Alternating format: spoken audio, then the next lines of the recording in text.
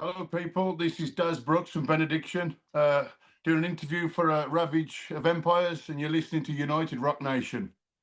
Thank you, Daz, for this interview and for this time about this new album of Benediction. And it's a very good day for me. I'm very happy to be with you. And Thank you. I'm happy to be here, man. I think you are great with this new album. I think you are very happy and exciting to talk about this new album. Could you tell me more about it? And what is your feeling? I am very happy because the success of the last album, Scriptures, went way above what we expected. So it was important that we delivered a good follow-up album, almost like our second album rather than our ninth or 10th or whatever it is. But I think we've delivered. I think we've covered all the bases. We got, I think we used a formula that we used on the last album, the same artist to do the album cover, the same producer to do the production.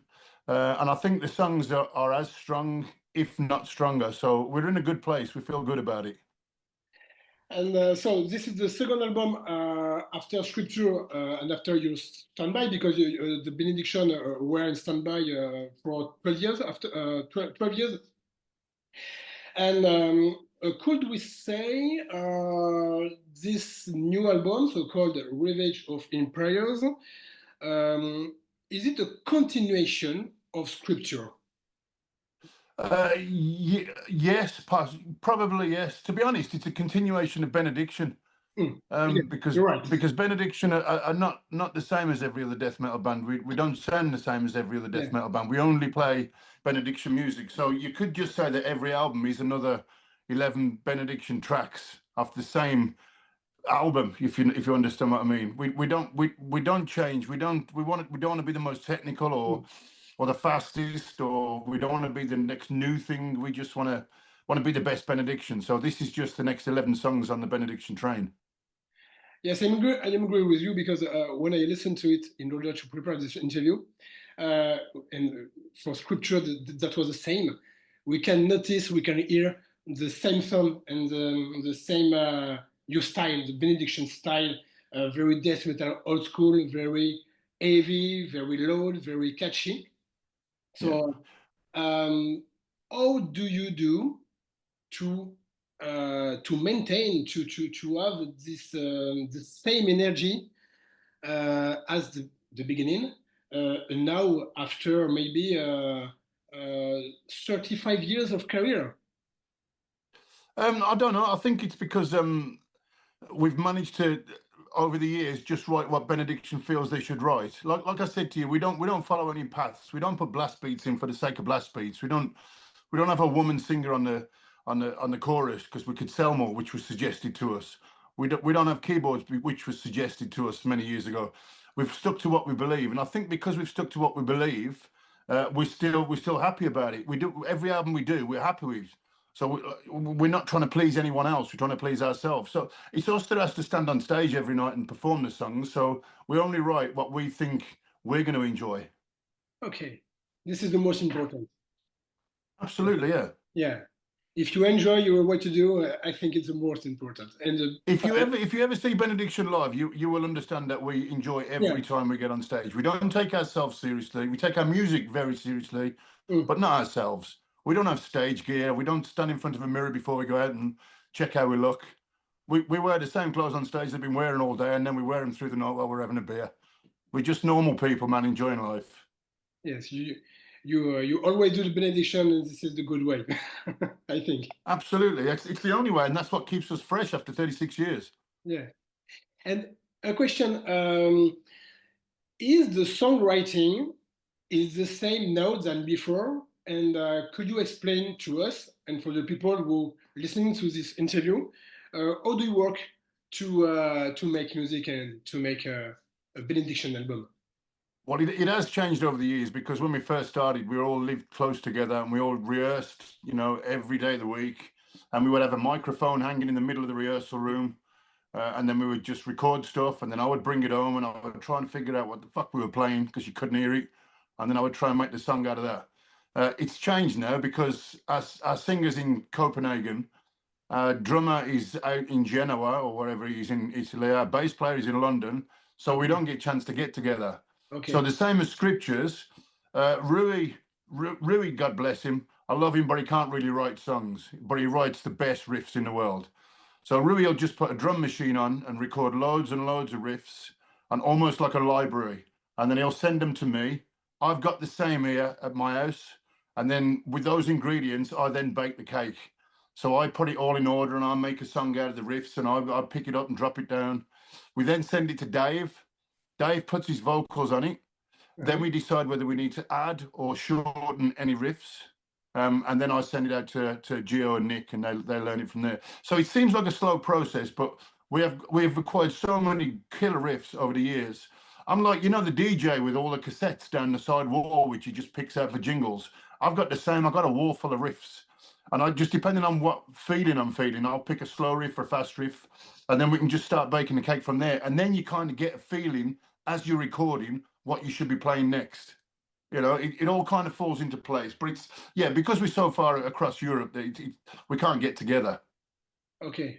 It's not difficult to recording and to compose that you are separate in the Yeah, country no, in Europe.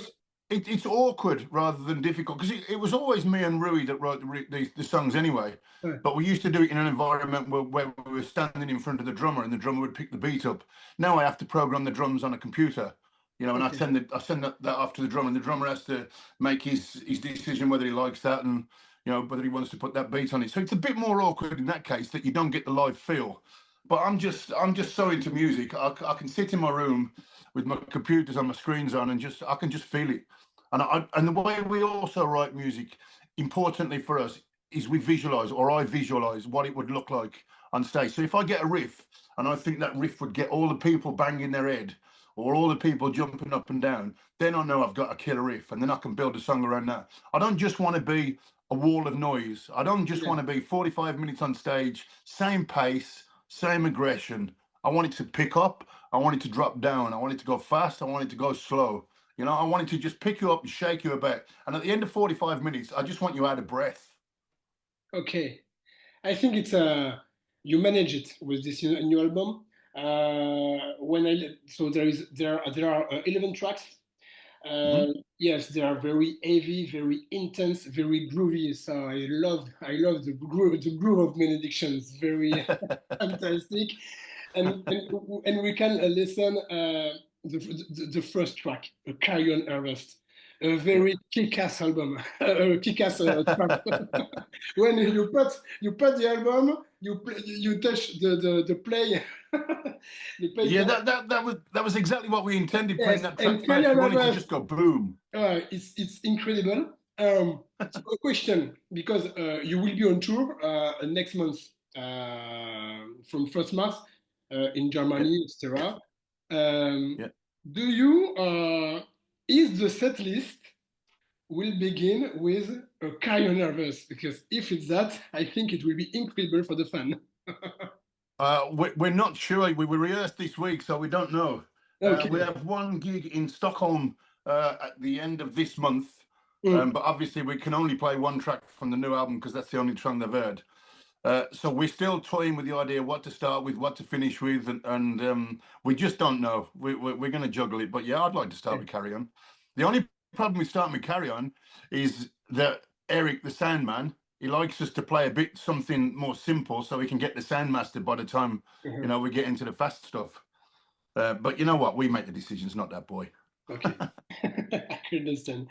So, more generally, what are the topics of this new album? Is there something you want to say? Is it a concept or only song you want to play? No, I don't think so. I don't think Benediction are that deep. We don't profess to tell people what to do or what to think. Mhm. We don't particularly write stories. Each song's completely different, and it all depends on what mood Dave's in, really. Which episode of Doctor Who we watched last. Excuse me. So Yeah. it depends what he wants to write about. But there's no real concept. Okay. I don't think we're not that interested in that. We're more entertainment. Okay. Yes, it's a real death old school. Only Yeah, music. absolutely. Yeah, we Yeah. don't want people to think too much. Okay, I can understand. So, for this new album, you for the artwork, you work with the same guy, this artist, Wolven Klaus, Yeah, very good artist. yeah. Why this artist, and what's the meaning of this new artwork with the album, if there is a meaning? Again, I don't necessarily think there is a meaning, but we did give him the album title to work with before he got the artwork, and it's kind of it's a bit of a nod to transcend. It's a bit Okay. of a nod that artwork to transcend, but we've kind of brought it up to date, and we've used a bit of the colours from scriptures, and he's such a good artist. And the thing about Simon, the guy that actually does the artwork, he did play bass for us on our tour in 1992 with Bolt Thrower. Okay. He was a standing bass player, and we didn't see him for like a million years. And then I just bumped into him at the pub one day, and I was like, "Oh, how are you, man? What are you doing?" He said, "I do a bit of artwork now." So I said, "Send me some artwork, and maybe we could use it on a T-shirt."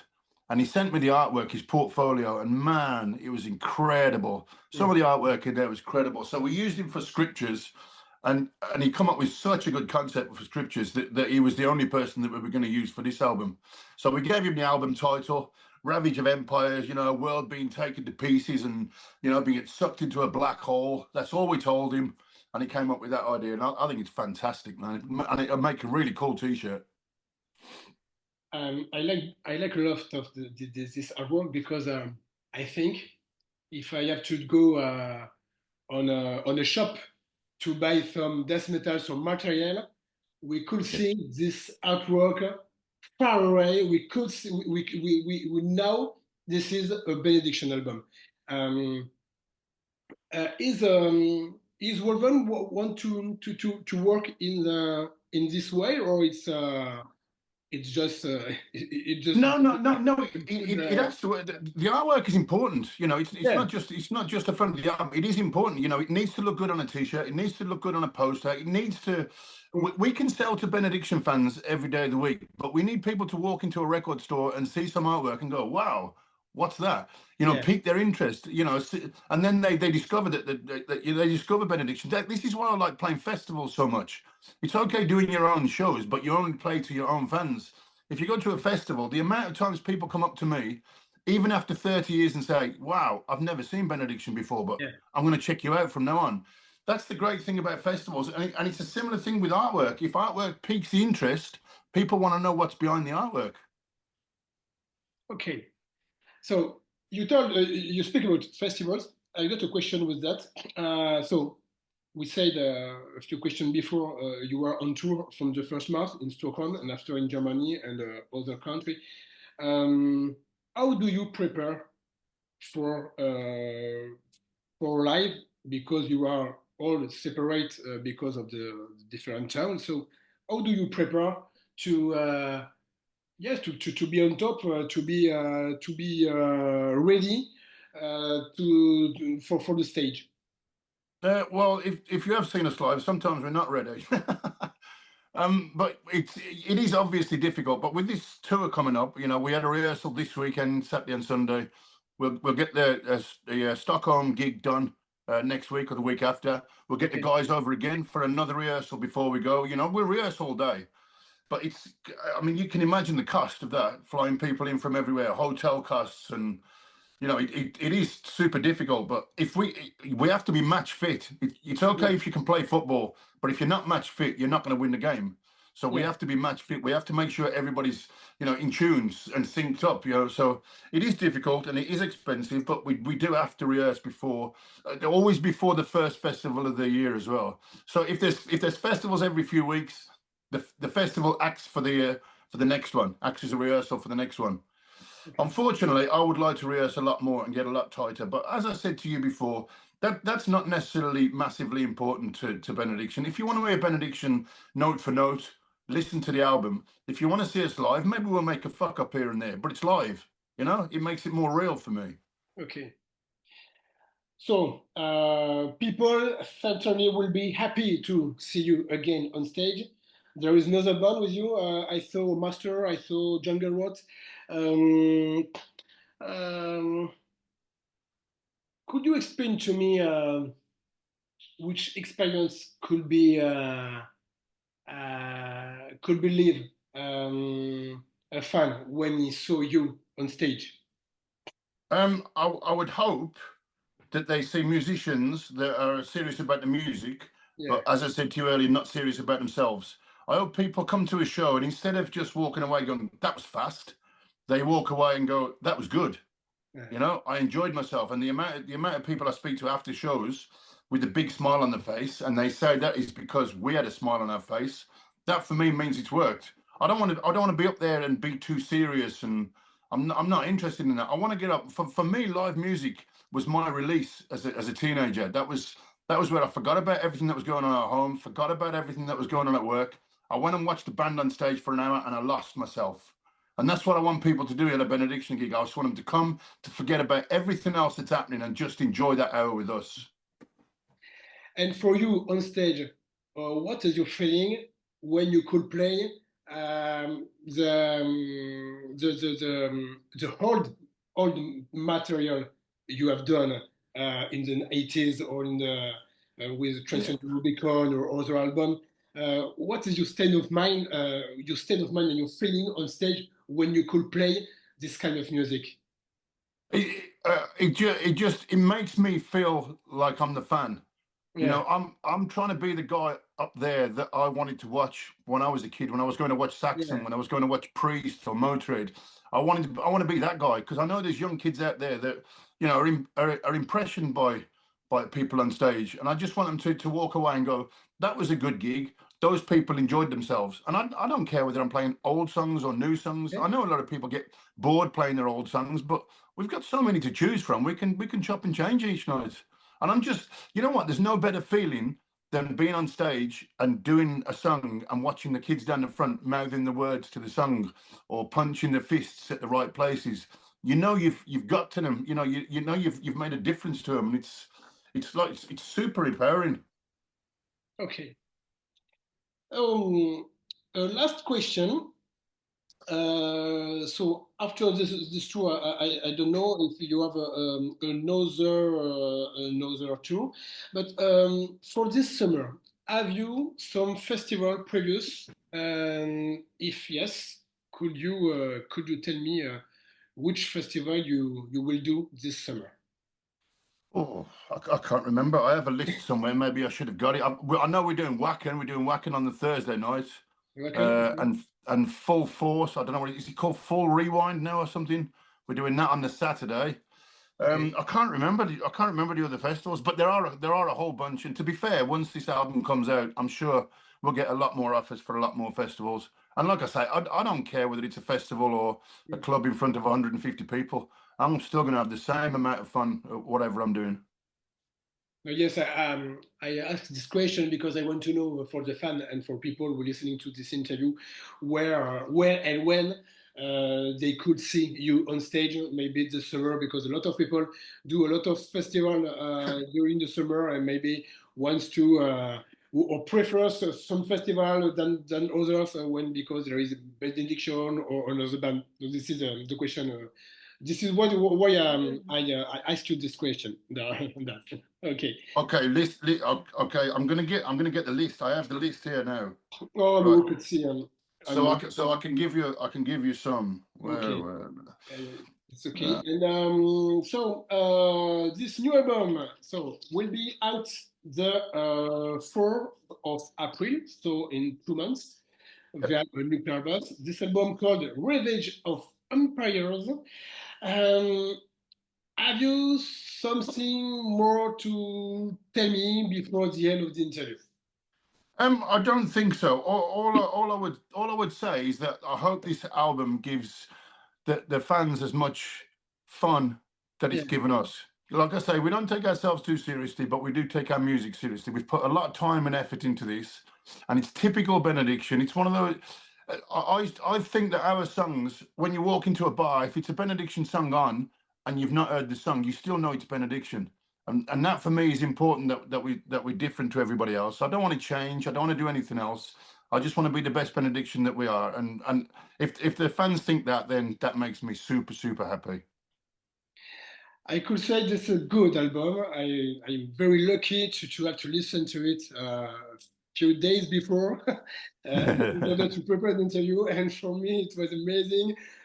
This is the Benediction. Yes. So, people, if you want to buy it, you could, because if you love Benediction, you will love certainly Ravage of Empires. So it's certain. Thank you. And Okay. that's exactly what we're aiming for. We don't Okay. want to, we're not trying out to impress or surprise anyone. Okay. Thank you, Das, for this interview. Maybe see you on stage in a few months on a summer festival. And big success for this new album, because a very, very excellent death old school album, Benediction. I think so. Thank you very much, man. Thanks for the interview and thanks for the support now and through the years, man. It's important to us. Very Yeah, important. We you're thank right. you. Okay. Thank you, guys. See you. Thank you very much, my friend. I'll see you Okay. soon. Thank you. Bye bye. Bye bye.